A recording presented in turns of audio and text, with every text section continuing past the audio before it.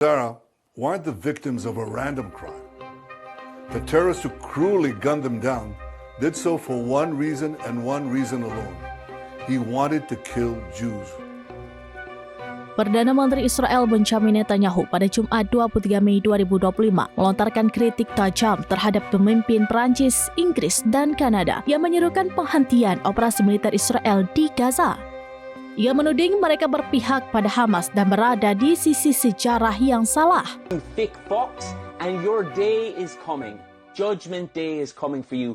Even your pathetic, spineless allies in the States and in the so-called UK and France and Canada, they see what way the wind is blowing. Even Piers Morgan, the rat's rat, is jumping ship. So I can't wait to see you all face justice. Dalam pidatonya, Netanyahu menyebut Presiden Perancis Emmanuel Macron, Perdana Menteri Inggris Keir Starmer, dan Perdana Menteri Kanada Mark Carney secara langsung.